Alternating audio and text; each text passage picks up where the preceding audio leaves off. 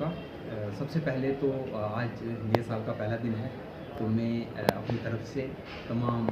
रियासत जम्मू व कश्मीर और पूरे हिंदुस्तान के लोगों को नए साल की मुबारक देता हूँ और अल्लाह ताला से दुआ गो हूँ कि ये नया साल खुशअमन,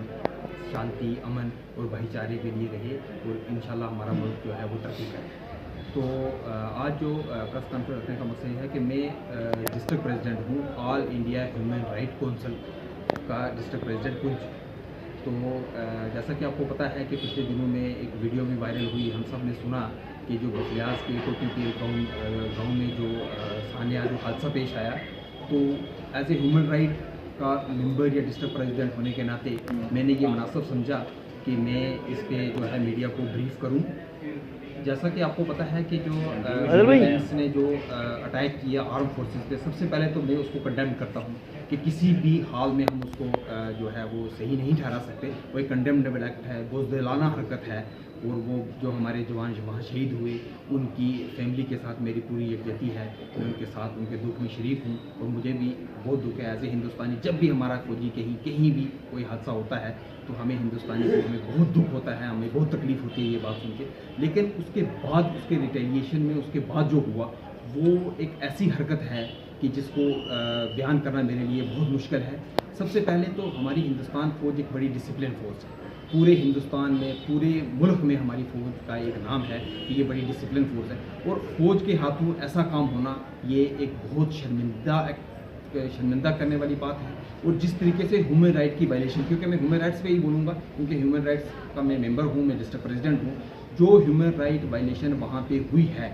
वो एक इर्रिपेरेबल लॉस है, किसी भी तरीके से उसकी भरपाई नहीं की जा सकती। और मैंने बहुत सारे इंटरव्यू में, बहुत सारे चैनल्स ने, जब इंटरनेट बंद रहा तो बाद में लोग वहाँ मीडिया के लोग गए, वहाँ पे लोग गए, तो इंटरव्यू में लोगों मैंने सुना कि वहाँ पे एफआईआर जो लगी है वो अननोन आदमी का नाम, जब वो लोग नाम ले लेके चिल्ला के पुलिस वालों का, आर्मी वालों का नाम ले रहे हैं, तो एफआईआर में उनके नाम मेंशन क्यों नहीं किए गए? पहली बात। दूसरी बात ये थी कि जब गवर्नमेंट ने ऐलान किया कि हम उनको कम्पनसेशन देंगे, हम उनको पैसा देंगे, हम उनको नौकरियां देंगे, मुझे बताएं कि क्या पैसे से, कम्पनसेशन से जो आदमी चले गए वो वापस आ सकते हैं?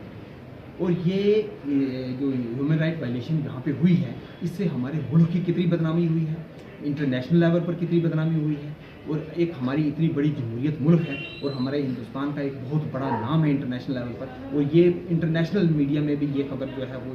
चलाई गई है। और जो हमारा पड़ोसी मुल्क है जो इश्ताक में रहता है कि कोई ऐसी खबर मिले मैं हिंदुस्तान को बदनाम करूँ, शायद उन्हीं के थ्रू वहाँ पे इंटरनेशनल लेवल पर ये बात कही है। तो ये एक बहुत जो है ना, ये जिसको कहते हैं कि इंसानियत को शर्मिंदा करने वाला ये एक्ट था। और उन मासूमों के साथ जिस तरीके से जुल्म और तशद्दुद किया गया, और उसके बाद हमारी जो एडमिनिस्ट्रेशन है उन्होंने सिर्फ एक बराए का नाम बता रहे हैं, आर्मी वालों का नाम बता रहे हैं। तो फिर मैं एडमिनिस्ट्रेशन से, एसएसपी पुंछ से, डीसी पुंछ से या पुंछ के एडमिनिस्ट्रेशन से, यूटी गवर्नमेंट से मैं ये कहता हूँ कि फिर उनके नाम पे बाई नेम एफआईआर क्यों नहीं लगी है? अगर और इस मुद्दे पे मेरी जो है हमारे जो प्रेसिडेंट है आशा सिंह आज़ाद साहब, उनसे मेरी बात हुई है। जो हमारे यूटी के प्रेसिडेंट हैं महेंद्र पाल सिंह सर, मेरी उनसे भी बात हुई है। हमारी बहुत जल्द हमारी टीम वहाँ पे मौके पे जाएगी, लोगों के बयान लेगी और उसके लेवल पर जो हमारा प्रोसीजर है, जो हमारा स्टैंडर्ड प्रोसीजर जो ह्यूमन राइट्स का है, हम उसके तहत भी जो है वो आगे इसको करेंगे कार्रवाई। लेकिन फिलहाल मैं आपके मीडिया के चैनल के थ्रू एसएसपी पुंछ से, डीसी पुंछ से और यूटी एडमिनिस्ट्रेशन से कि भाई बराए नाम एफआईआर लगवाई जाए और उनके खिलाफ कार्रवाई की जाए, क्योंकि ये एक ऐसा एक्ट नहीं है कि ये ऐसा कोई नहीं है कि